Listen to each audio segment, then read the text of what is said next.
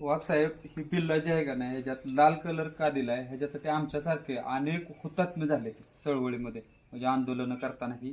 तर ही बिल्ला छातीवरनं कधी काढू नका.